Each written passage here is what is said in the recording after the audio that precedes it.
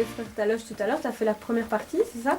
Oui, enfin j'ai fait. Donc on était deux à faire la première partie. Il y avait Jules, un autre humoriste. Donc moi je suis passé en premier, puis il y avait Jules, puis c'était les frères Taloche quoi. Je dis la première partie parce que ça fait mieux. Mais quoi, c'est une expérience qui t'a apporté quoi? Plus d'assurance, plus simplement du plaisir ou Ah, qu'est-ce que t'en retires?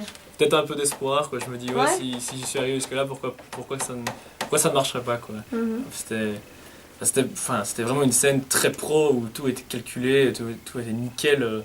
Je vous jure, quand on commence dans l'humour, il y a énormément de trucs un peu. On arrive sur place, on se dit waouh, où est-ce qu'on est? Et là, c'était vraiment tip top quoi. Donc c'était impressionnant de voir leur technique et de comparer ensuite à nous. Enfin, on se dit bah oui, il y a encore beaucoup de chemin quoi. Ouais, c'est ça. Ouais, Ça effraie un peu. ouais peut-être, mais c'est enrichissant. Mhm. Parce qu'eux ont été très sympas avec moi et donc, oui, c'était très enrichissant.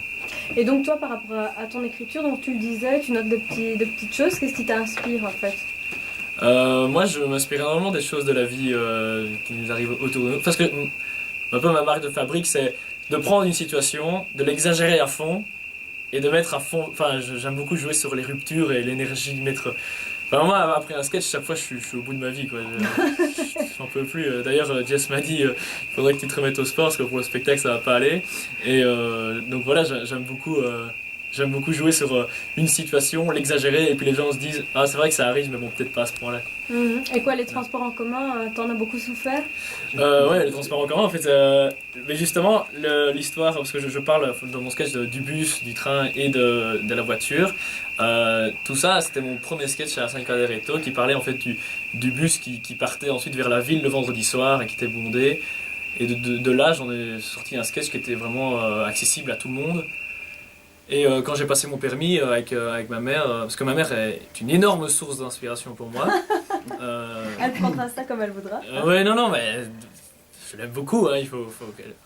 Je l'aime, quoi. Voilà, donc maman, si tu m'écoutes.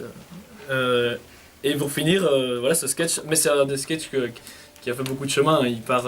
Enfin, si vous. J'ai pas le premier texte devant moi, mais le premier texte n'a rien à voir avec ce que j'ai présenté au Liège Comedy Contest. Voilà. Oui, donc tes sketchs, ils évoluent au fur et à mesure aussi. Ouais, énormément. Ouais. Énormément, oui. Est-ce que tu te dis c'est fini, un jour ça restera comme ça ou c'est tout le temps Il y a bien un moment où je vais me dire c'est fini parce que même en fait le sketch des transports c'est le premier que j'ai fait et il a encore évolué pour la deuxième fois on a dû prendre les critiques du jury et il a quand même évolué quoi. Donc en fait je crois qu'un sketch n'est jamais terminé quoi. Il y a toujours un truc à rajouter, une vanne à dire autrement, un son qu'on n'a pas pensé et puis quelqu'un nous dit pourquoi t'as pas pensé à faire ça comme ça et on se dit ouais il a raison alors s'il peut évoluer en bien pourquoi pas l'évoluer quoi. Le seul truc c'est qu'il faut toujours s'adapter à la scène suivante. Et est-ce qu'il y a de l'impro Est-ce qu'il y a une place pour l'impro dans tes sketchs? Moi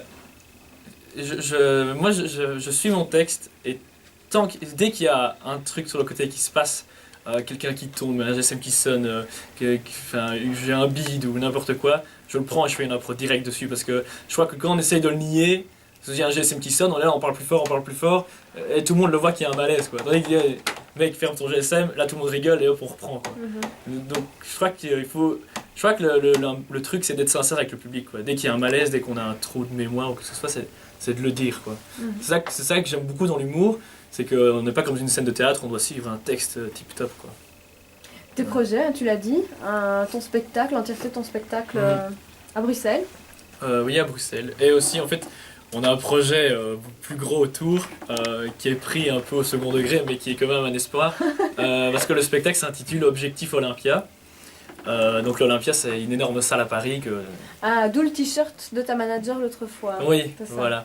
Voilà, l'Olympia c'est une grosse scène où tout le monde rêve d'aller en tant qu'artiste et c'est un peu un objectif qu'on se met en sachant que ce sera pas pour tout de suite et si ça arrive un jour tant mieux mais on prend ça un peu avec du recul et un peu d'ironie mais on y croit quand même un peu quoi. Donc voilà. Et donc ton spectacle joué dans l'entièreté, c'est pas à l'Olympia, c'est au Petit Chaperon Rouge. Oui, pour le moment, c'est au Petit Chaperon Rouge.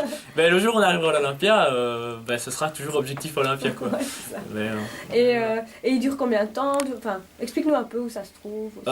pour le moment, le spectacle, moi, je me suis un peu, je connaissais rien dans ce milieu, donc j'ai un peu me débrouillé tout seul pour savoir combien de temps ça devait durer un spectacle.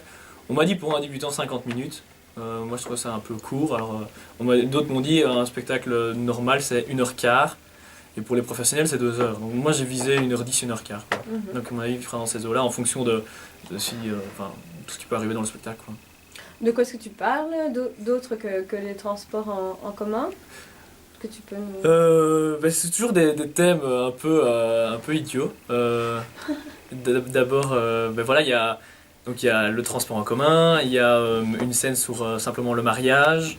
J'ai un autre sketch qui parle juste sur le samedi matin. Donc voilà, je me base un peu sur des trucs pas très très recherchés, mais voilà. Je trouve ça sympa de partir d'un truc tellement simple qu'on se dit mais pourquoi tu parles de ça quoi.